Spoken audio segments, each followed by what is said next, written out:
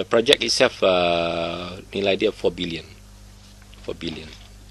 Of course that will change. In Terengganu, in Kelantan, in Kedah, in certain seat in wilayah Persekutuan and Selangor. Double voting mean that is a what multiple vote for opponents. Is it? Not about me. I can accept everything, but it's about people and nation and our future for our country. So we cannot control everybody in this country. I already stress that our followers need to calm down and to preserve peace, and also not to doing something which can trigger means or whatsoever. So peace is first priority. We need to maintain peace. Saya boleh kawal diri saya, anak-anak saya, isteri-isteri saya boleh kawal lah. Itu memang dalam kawalan saya lah. Anak saya mungkin tak memberontak, saya boleh kawal lagi. Tapi orang lain mana saya nak tahu. Tiap-tiap orang ada perasaan dia masing-masing, ada persepsi dia masing-masing, ada titik kesedihan mereka, dan ada titik di mana toleransi mereka tu ada hak dia dan sebagainya. Tetapi apakah perlu sampai macam tu kita merosakkan sistem negara kita untuk selama-lamanya, semata-mata untuk menang, ya?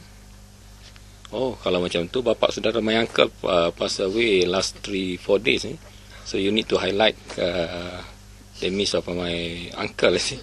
Saya visited him last night together with Nasharuddin and Datuk Haji Omar. And my another uncle passed away in 1999 malam bilang undi. So election time close by 5. He passed away around 7:30 something. So I should get more vote lah. Tahu lah, tapi siapa yang nak cap jari dia sebelum pergi mengundi? Orang tu bukan bodoh. Dia tahu lepas mengundi baru boleh cap. Kalau di India dia tak cap sebelum dia pergi mengundi, takkan orang Malaysia lebih bodoh daripada orang India? Tak munasabah. Lepas tu boleh tahan lah orang tu. Polis boleh tahan orang yang cap orang, jari orang sebelum pergi mengundi. Janganlah bakar satu sistem tu. Macam kelun tadilah. Ada seorang bawa AP kelun, takkan AP tu nak dihapuskan terus. IC kelun ada satu, kita masih lagi guna IC tu. Tapi orang yang buat IC kelun tu, kita kena jailkan dia lah. Kita ada RTM, TV3, Effective Media. Kita boleh kempen orang, jangan cap sebelum pergi mengundi. Dan benda ni belum berlaku lagi.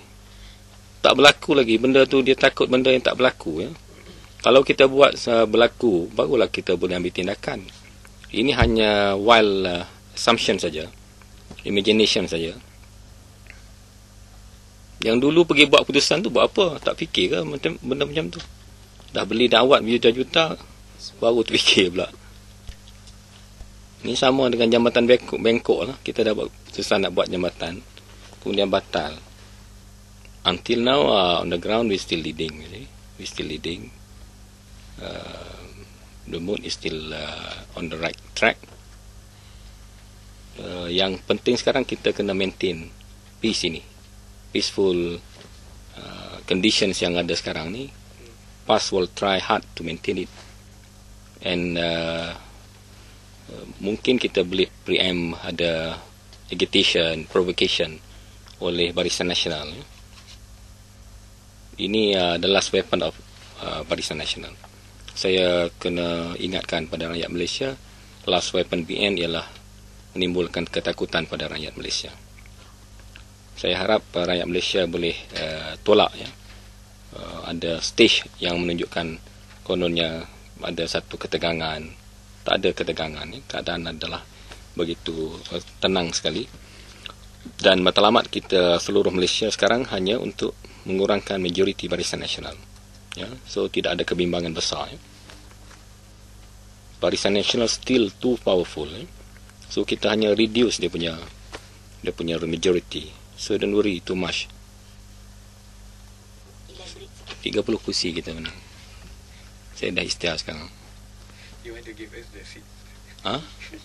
Oh, saya dah semalam saya dah bagi 5 seat kita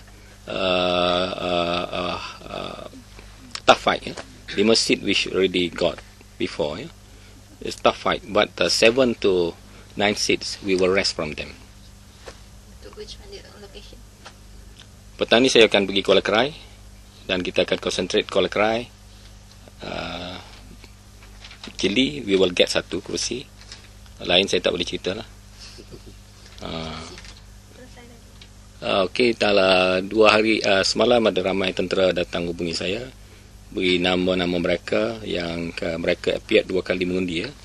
Dan mereka telah undi pos, ya. Dan mereka juga ada nama dalam undi awam. So belum selesai, SPR tak beri satu respons, ya. So sad, ya. So sad. Beban pada negara. Penipuan adalah satu beban pada negara. Pengkhianatan adalah satu beban pada masyarakat Malaysia seluruhnya. Kerana kerajaan yang naik dengan penipuan adalah sebuah kerajaan yang akan menggunakan kuasanya untuk menipu, ya.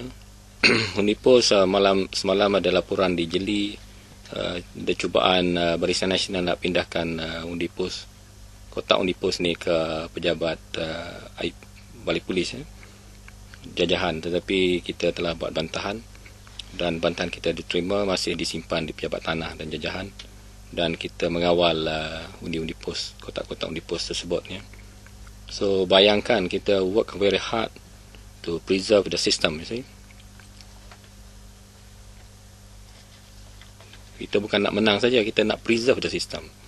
Kita nak uphold democratic process yang fair dan adil, yang tidak dicemari. So ini tugas semua rakyat Malaysia. Dan ternyata Barisan Nasional tidak berminat nak mengawal ataupun menjaga sistem pemerintahan kita. So PAS pula yang jadi pembangkang kena tolong jaga. So peliklah sikit.